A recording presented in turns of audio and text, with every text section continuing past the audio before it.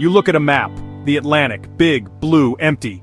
Then you see them, 9 little specks, the Azores, Portugal, sure, but way out there. You fly for hours over nothing but ocean. Then land, greener than you imagined, sharper. It rises out of the sea like some forgotten beast. This isn't your typical sunny European getaway. This feels different, older, wilder. Like stepping onto a movie set for a dinosaur film, only the dinosaurs are long gone. The colors hit you first. Green.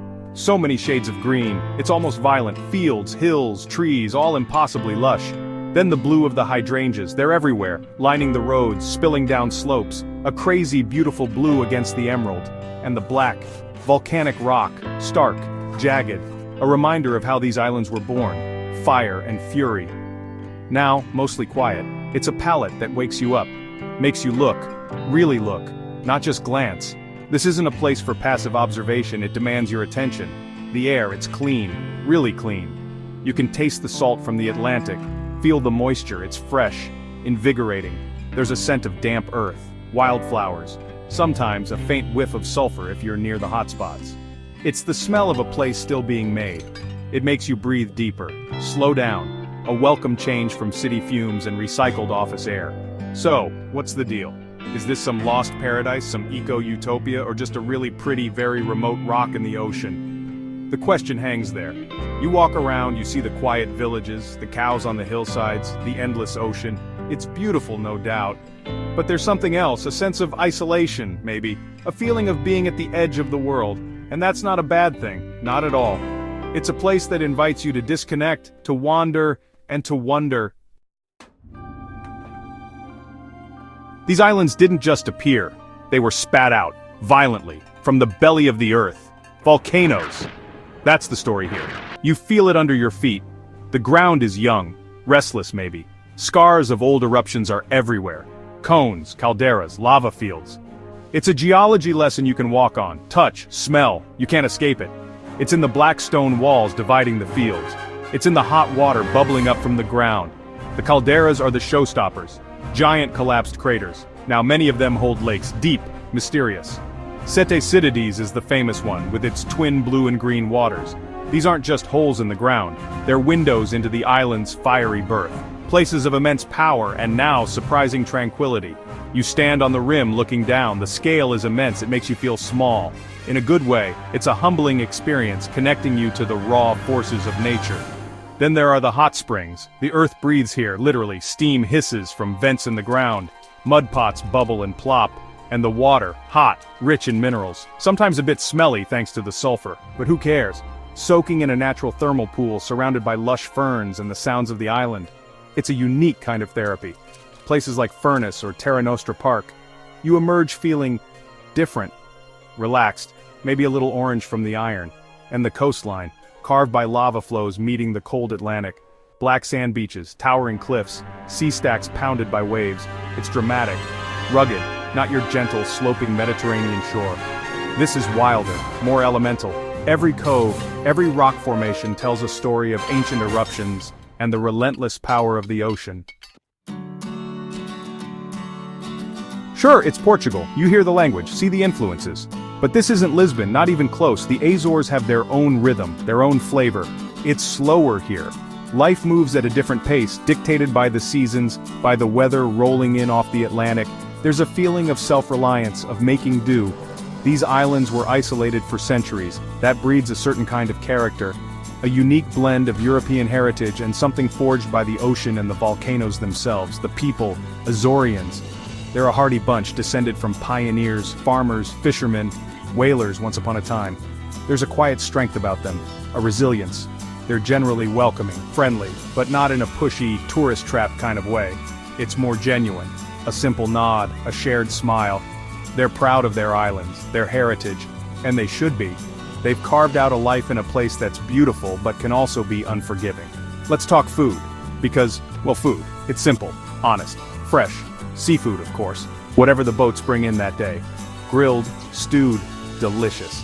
Then there's the famous Cozido das Furnas. Meat and vegetables slow-cooked underground by volcanic steam.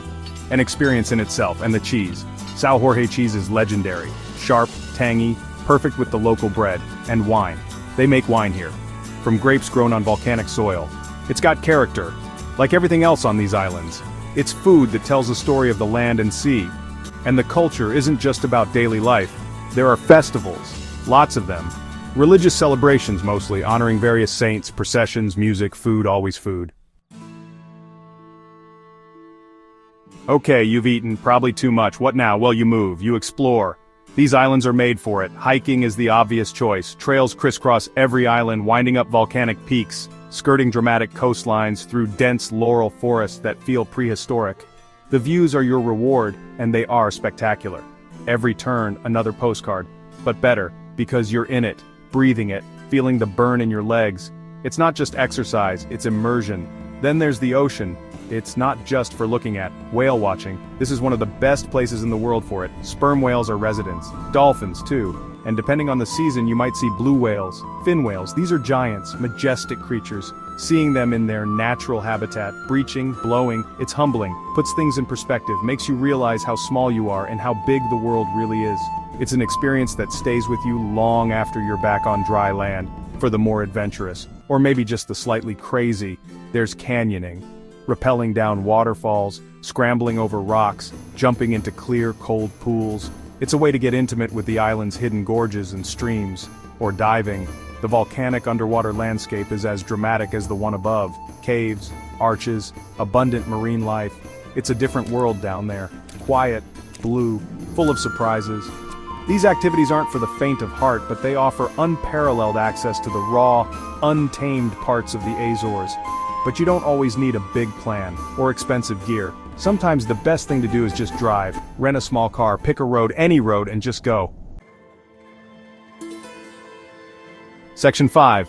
Beyond the postcards Sete Cities and the mythic lakes, you've seen the pictures Sete Cities, the twin lakes, one blue, one green. Nestled in a massive volcanic caldera, it's the iconic image of the Azores, and yeah, it's beautiful. When the clouds part and the sun hits those waters just right, it almost doesn't look real. Like someone cranked up the saturation filter on reality, but it is real, and it's worth seeing. There's a story, of course, a legend, about a princess and a shepherd. Forbidden love, tears were shed. The princess's blue eyes filled one lake, the shepherd's green eyes filled the other. It adds a layer of romance, of melancholy, to an already dramatic landscape. The main viewpoint is called Vista do Rei, King's View, apartment. You stand there, on the edge of the crater, the wind whips around you, you look down, at the lakes, the tiny village on their shores. The sheer scale of it is impressive. It's one of those places that makes you feel small, contemplative. You can imagine ancient gods shaping this place, or maybe just a really big explosion. But don't just look from the top, hike down, there are trails, or drive down into the village of Sete Cities, rent a kayak, paddle out onto the lakes, look up at the massive green walls of the caldera surrounding you. It gives you a different perspective, a sense of the true immensity of this volcanic crater. Feel the peace of the water, the quiet. It's more than just a pretty picture, it's a place to experience, to feel, to connect with the raw, beautiful power that shaped this island. Section 6, Furnace, where lunch gets cooked by a volcano. Furnace Valley, it's a different world within São Miguel Island. You drive in and things get steamy. The air is thick with it, and that smell, sulfur, odor rotten egg, but you get used to it. This is a place where the earth is very much alive. Bubbling mud pots, steaming fumaroles. The big draw here is the food, specifically cozido das furnas. This is dinner cooked by a volcano. The pots are pulled from the ground, steaming, aromatic. You head to a local restaurant, they serve it up, a mountain of food, the vegetables infused with a subtle, earthy, slightly sulfuric flavor. It's unique. After your volcanic lunch, head to Terra Nostra Garden. It's an incredible botanical garden, lush. Section 7. The Whale's Tail, a giant's playground in the Atlantic, the Azores and Wales. They have a history, a complicated one. For generations, Azorians hunted whales. It was a tough, dangerous living, part of their identity, their economy. You can still see the old whaling stations. But things change, thankfully. Now they don't hunt them, they watch them, they study them, they protect them. A full 180, and a good one. Going out on a whale-watching boat, it's an adventure. Even before you see anything, the vastness of the Atlantic, the anticipation, the guides, often former fishermen or their descendants, scan the horizon. looking for a spout of water, a dorsal fin cutting the surface, the flick of a tail. There's a quiet excitement on board, everyone hoping, waiting. It's a hunt still, but with cameras, not harpoons. And then you see one. Maybe a pod of dolphins first, playful, zipping around the boat. Then the main event, a sperm whale, the iconic whale of Azorean waters. They can be huge, diving deep to hunt squid. You might see one resting on the surface, or the massive fluke of its tail as it dives. If you're really lucky, maybe a blue whale, the largest animal on Earth, or fin whales, sei whales. It's a privilege to share the ocean with these magnificent creatures. Their power and grace are awe-inspiring. It connects you to something primal, something ancient. These animals have been roaming the oceans for millions of years. Section 8. That feeling, finding a slice of peace maybe. This isn't a place that screams for your attention, it doesn't need to. The Azores aren't trying to be the next big thing. They're not Ibiza. They're not Mykonos. There are no mega clubs, no sprawling all-inclusive resorts, and that's precisely their charm. It's a place that feels real, unpretentious, comfortable in its own skin. If you're looking for manufactured fun and non-stop parties, you're on the wrong islands. What you find instead is quiet. A deep, pervasive quiet.